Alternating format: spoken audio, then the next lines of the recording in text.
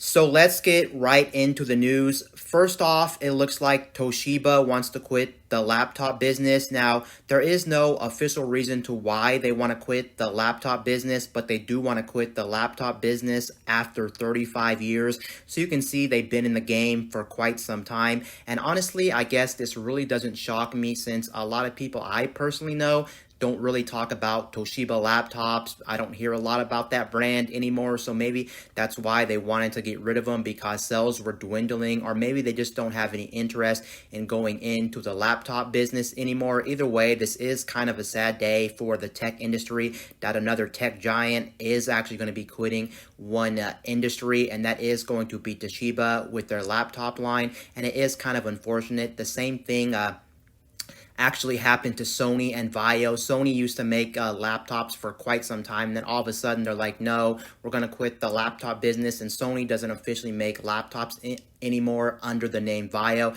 So it is kind of a sad day. One thing I will say is I will kind of miss their industry with Toshiba and laptops, just because if you didn't know this, I actually grew up with a Toshiba laptop. Actually, my first ever laptop that I actually got way back in the day was actually a Toshiba laptop. I think it was a satellite laptop. Let me see if I can find a picture of this Toshiba laptop and throw it up on screen. If I don't find it, it is what it is. But anyway, it was pretty amazing, my first ever laptop, and it was I think back in 2001 or 2002. So I'm pretty sure, as far as I remember, the laptop that I owned was actually was actually running Windows XP, I do believe. And the thing that made me really blown away by that laptop was the fact that it had Wi-Fi on it. I know Wi-Fi is pretty much on every device nowadays, but just the fact that I was able to connect to the internet wirelessly from that device, I was actually honestly blown away, and I'm not exaggerating. I think it also had to do to the fact that also it was around the time I've got my first in-home Wi-Fi router, and since I got my first ever in-home Wi-Fi router, I think that actually added to the nostalgia, and just added to the memories, and just added to me being blown away by Wi-Fi back in the day. And on top of that, that was my first ever like portable device as well, I do believe. So overall, I had some really big memories with Toshiba, and that wasn't the last time I actually owned a Toshiba laptop. After my original blue Toshiba laptop back in 2001 and 2002, I did own a couple other Toshiba laptops. I think I had 2 or 3 other Toshiba laptops before I quit for some reason buying Toshiba laptops. And all I can say is I really didn't have any problems with Toshiba laptops. I pretty much like every Toshiba laptop that I owned for the most part, and I would say they do make some pretty good laptops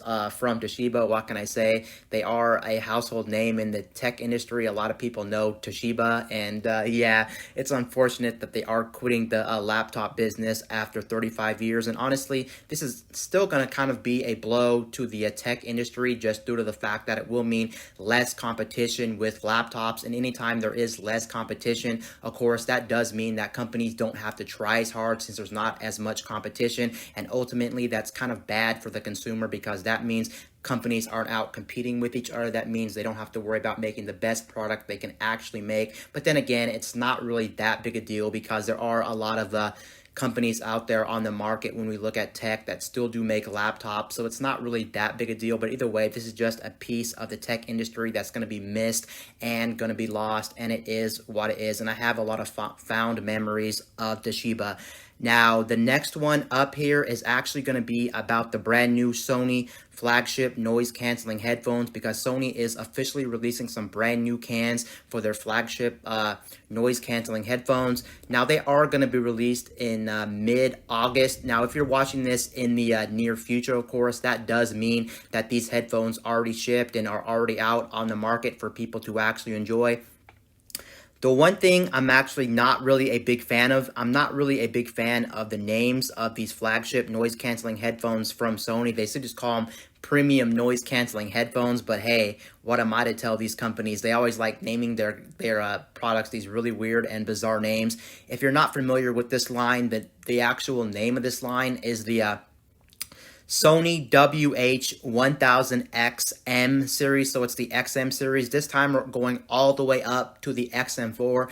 Man, how time flies. I would have never thought Sony would be making premium noise canceling headphones ever since I think 2016 or 2015. They've been making these headphones for quite some time now. And when it comes to premium noise canceling headphones, a lot of people out there, including myself, will tell you Sony is actually the king in noise canceling headphones. Sure, we've had Bose for many, many years, and sure, Bose has been the king for quite some time, ever since noise canceling really started to develop. But now, if you look at 2020 and what the industry really evolved into, you can see that Sony is pretty much still the king. I know it's kind of comparable. Some people still tell you Bose makes some fantastic noise canceling headphones, but time and time again, people keep saying Sony is the king, and I can't agree. I do currently own Sony's flagship noise canceling headphones. I own one of the previous models, not even the current gen ones. I own the XM2s, which were made I think in 2017, 16. So you can see I am a little bit outdated since I haven't bought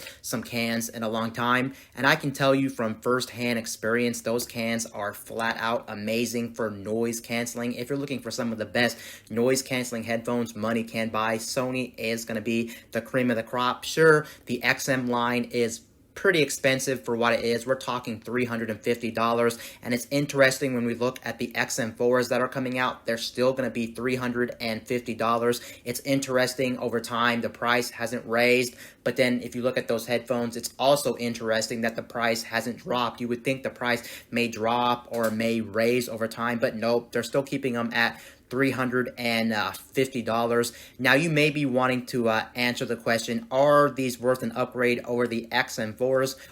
Excuse me, not the XM4s, the XM3s. If you currently own the Sony WH-1000 XM2s, should you upgrade to these headphones? Honestly, that's going to be a little bit hard to tell. I would personally say, from looking at these headphones and looking at all the improvements that they're doing to these headphones, no, I wouldn't really maybe recommend going out and upgrading these from what you already have, because you have to remember, for the most part, headphones aren't something that you normally upgrade all the time. Usually you keep a headphone for like 5, 6, 7 years until the battery pretty much just depletes, because there is no reason to actually upgrade your headphones unless you want like new features or maybe slightly better sound and things like that. But I think for most people out there, this isn't really a necessary upgrade for two reasons. Looking at these headphones, one is you can see the design of these things pretty much mimic the XM3s. So if you're thinking about getting these, I would say no, hold off, because you're not getting a new design or anything like that. They did actually make these much more comfortable. The padding's a little bit thicker on the ear cups. They do have I think a slightly bigger or smaller band to make it a little bit more comfortable, but it's not like you would notice it really if you're coming from the XM3s. Now, if you're coming from something like the XM2s or the XM1s, maybe it is about time to upgrade your cans, because your battery may be a little bit weaker. There may be some wear and tear on your device. Also, you may want the new features, and you may also, the biggest thing you would be getting here is if you still had one of the older Sony noise canceling headphones, is the fact that you still are running micro USB. Like on my XM2s, I'm running micro USB, so it would be nice to get that USB Type-C, slightly better noise canceling, slightly better sound, and all the features that are on these headphones. Like for instance, some of the features that they're doing on here is you can start talking immediately, like on the microphones, and it'll automatically turn down the sound of your actual audio, so you can continue to actually talk to people if you use these headphones for like voice calls or talking on the phone and thing like that. That's actually pretty nice. Another nice feature, which I guess Sony hasn't had for pretty much ever, is the fact that you can now officially connect these to two multiple devices at the same time. I know other premium Bluetooth headphones on the market have had that feature for quite some time, so it's not a new feature. But since a lot of people buy these, since these are pretty much the cream of the crop when it comes to premium noise canceling headphones, I would say it is about time. And I'm a person that actually finds that feature useful. Anytime I use another Bluetooth headphone on the market, I actually want that feature where I can actually connect my device to multiple devices, so I don't have to worry about, for instance, if I'm on my laptop or my tablet, switching over to my phone to like get notifications or get phone calls that may come through. That is actually a really big pain in the ass to actually have to go ahead and switch devices manually through the Bluetooth settings. It is nice to be able to turn these things on and be able to connect to 2 or 3 devices at the same time. So for instance, if you're like listening to music on your laptop and then someone calls you on your phone, you'll be able to hear the phone call coming through and things like that. The one thing I still always liked about the Sony noise canceling headphones is the fact that they have a lot of features to actually offer at that $350 price point when it actually comes to features. Like for instance, some of the standout features they've had for many generations is the fact that you can just hold your ear over the right ear cup and it will automatically lower the volume of the noise canceling and lower the volume of your actual music, and then you can actually hear your surrounding and keep talking to people. And then once you let your hand off the right ear cup, it'll start your noise canceling back up and your music back up. And that was always one of the features that I absolutely loved about these cans. The only thing I never really loved about the XM series is the fact that I was never really a fan of the touch pad on the right ear cup when you change the volume of your music or when you change tracks on your music, because in a lot of situations it just doesn't work that well. I would personally wish Sony would actually move away from that and actually go to physical controls, because I think physical controls just work 100% of the time, because you know where the buttons are, you can't accidentally swipe wrong, and sometimes it doesn't actually your finger doesn't actually get detected on the actual touchpad. That's the only thing I wish Sony would actually focus on, would be making physical controls on these things. Then these would be 10 out of 10 for me, but right now they're about like a 9.5 out of 10 if you were to rate them on a scale, just because of the touchpad going finicky. And I actually heard with the XM3s, the ones that they currently sell, I actually heard there was a problem where if you use these a lot in the wintertime and you're like in an environment where it's always pretty cold, I heard the touchpad could just be unresponsive altogether and just not work. So you can see in some situations it's just not that great. Now, who are these headphones actually for? I think they're for a lot of people, especially if you do a lot of work and you travel a lot. I really do think that's where these will be really nice to have. Also, like if you live in an area where it's a little bit noisy, maybe you live by like a train station, you live by a construction area, a plane zone where planes are flying by all the time, this is going to be a very nice pair of headphones. Just note, anytime you do spend this much money for these headphones, even though they are very expensive at $350, I personally think, in my opinion, these aren't the best sounding headphones on the market, period, because these were never meant to really be the best sounding headphones money can buy. They were pretty much meant for that crowd that really wanted noise canceling headphones. And if you're looking at noise canceling headphones specifically, I really do think this is where Sony actually really hits it out of the park with these headphones. And personally, for me, when it comes to deciding a lot of different factors for headphones in general, when it comes to me personally, I'm a big fan of noise canceling, because I think noise canceling is a big game changer in a lot of scenarios. You just want to zone out and listen to your music. You don't want to be bothered by a lot of people or a lot of environmental noises in your surroundings. And I think not having any noise to distract you while you're listening to music is a big game changer, because then you can also hear things in your music that you wouldn't necessarily hear otherwise, because you're getting a lot of these other distractions around you. Not just the fact that maybe your current headphones don't sound the best or whatever the case may be, but just the fact that if you don't let anything distract you, you'd be surprised how much more of the music you can actually concentrate on. And that's something I really do like. And sometimes also you just really want to feel like you're in your own little bubble, and sometimes you're just having maybe a bad day or whatever the case may be, and you just want to like sit there, relax, listen, and just zone out the world and just say F you to the world. And that's where these headphones come into account. Now, if you've never used noise canceling headphones, I have to keep it real with you. You may think that these block everything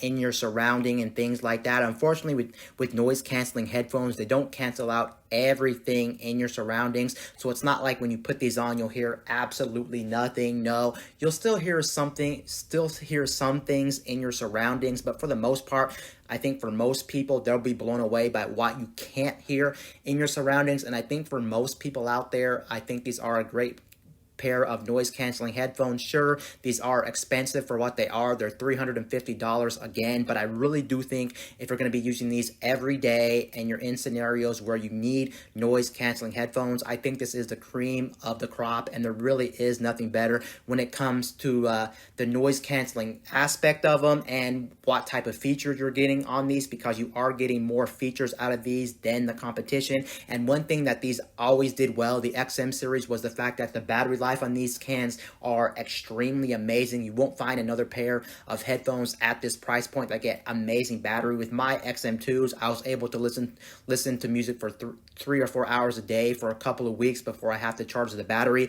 That's how amazing the battery is. And honestly, I'm telling you now, if you do buy these, you will not be disappointed. Sure, they are expensive, but if you do go with another headphone that is active noise canceling at a cheaper price, you won't get the same experience. So just buy these and call it quits, because they're worth the price. And you're going to have these for, 4, 5, 6 years. So they're going to last in the long run. And yeah, they are some of the most amazing headphones on the market. Just keep in mind, sound quality is not going to be number one with these. But I think for most people, the sound quality coming out of these are going to be good enough where most people will be really happy with the sound coming out of these. When I listen to the XM2s, I really do feel like everything pops and everything is rich out of them, but sometimes I do feel like I wish I had a little bit more out of the sound, to be honest. But again, it's not that big a deal because the noise canceling is so amazing that I would take a hit in sound quality any day to get amazing noise canceling, because in a lot of situations it's just warranted it.